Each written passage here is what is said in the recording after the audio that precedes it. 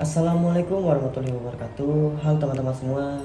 Perkenalkan, nama saya Zayudef Alif. Di sini saya ingin merangkum beberapa materi dari mata kuliah perencanaan komunikasi dari pertemuan awal sampai pertemuan terakhir kemarin. Nah, jadi perencanaan komunikasi ini sangat penting untuk suatu permasalahan teman-teman, seperti untuk kebutuhan pencitraan, penyelesaian konflik. Nah, berhasil ataupun tidaknya suatu program itu memerlukan komunikasi yang baik teman-teman. Yang dimana komunikasi yang baik itu harus kita rencanakan. Nah, artinya suatu program yang direncanakan dengan baik ini akan mengurangi resiko terjadinya suatu kesalahan teman-teman. Nah, perencanaan komunikasi ini juga memiliki sejarah teman-teman. Jadi pada tahun 1970-an, negara maju dan berkembang itu memiliki konflik yang sangat memuncak pada saat itu. Nah, adanya ketidakseimbangan informasi teman-teman. Untuk mengatasi hal tersebut, diperlukanlah kebijakan komunikasi. Menurut UNESCO, kebijakan komunikasi itu adalah prinsip dan norma yang dibuat untuk kebutuhan dan juga kesempatan dalam bidang komunikasi. Kebijakan komunikasi ini dibangun dari hal-hal seperti filosofi, tradisi dan hukum, agama, maupun nilai-nilai yang ada di dalam masyarakat. Nah, tujuan kebijakan komunikasi ini apa teman-teman? Jadi tujuannya itu untuk mengoptimalkan penggunaan sumber daya komunikasi agar tercapainya kesejahteraan bangsa yang terencana dan juga sistematis ataupun tersusun ya teman-teman.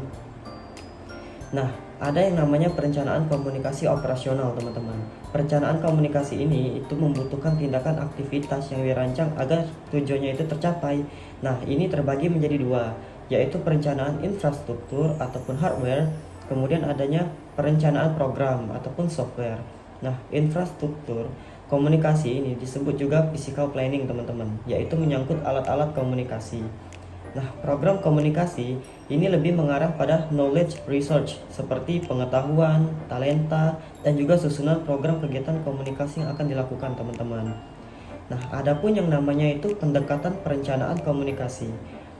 Ini pun dibagi menjadi dua. Yang pertama adanya pendekatan perencanaan rasional menyeluruh.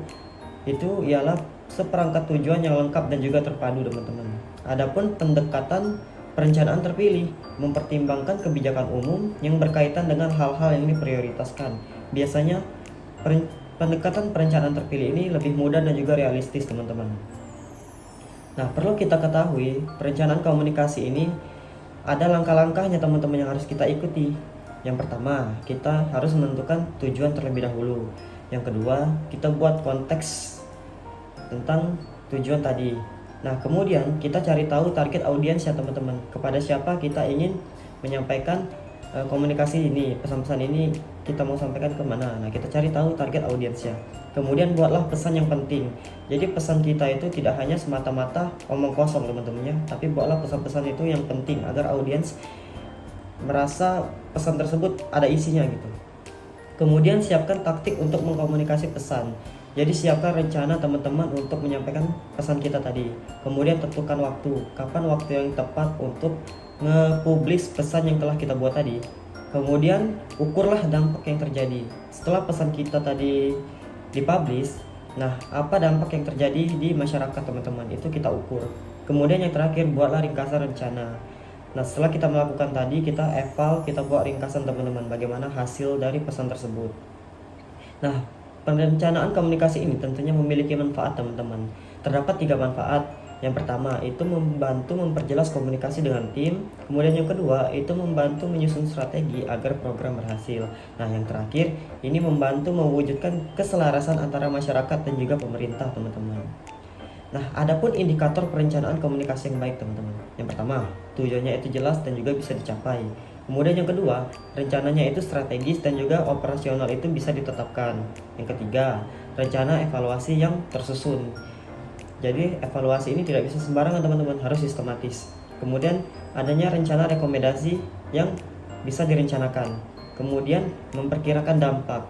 Dampaknya ini kita harus kira-kira teman-temannya, tidak bisa kita sekendak-kendak ataupun semena-mena dengan dampak yang akan terjadi. Kemudian yang terakhir ini kita harus menyiapkan strategi untuk mengantisipasi dampak-dampak yang akan terjadi ke depannya ataupun sebelumnya teman-teman.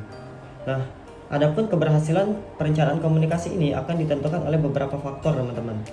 Yang pertama, itu membagikan rencana komunikasi kita kepada tim. Kemudian yang kedua, memastikan rencana komunikasi kita ini bisa diakses oleh sumber informasi pusat.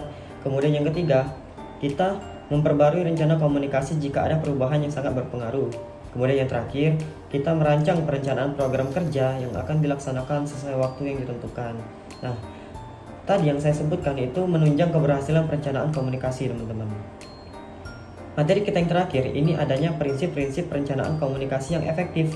Jadi komunikasi yang efektif itu memiliki prinsip-prinsip berikut ini, teman-teman. Yang pertama, itu jelas, menyampaikan pesan langsung ke intinya. Jadi tidak bertele-tele, teman-teman. Itu komunikasi yang efektif. Kemudian yang kedua, menjadi pendengar yang baik. Yang ketiga, tambahkan komunikasi nonverbal seperti gerak tubuh, teman-teman, ekspresi muka, kayak gitu-gitu. Nah, yang terakhir, kita terapkan REACH. Apa itu REACH? Jadi, REACH itu merupakan kepanjangan dari respect, empathy, audible, hearty, dan juga humble, teman-teman. Itu. Nah, itu saja rangkuman beberapa materi dari mata kuliah perencanaan komunikasi yang bisa saya pelajari. Apabila ada kesalahan, saya mohon maaf. Dan juga kepada Allah saya mohon ampun ya teman-teman. Saya akhiri. Assalamualaikum warahmatullahi wabarakatuh. Dadah guys.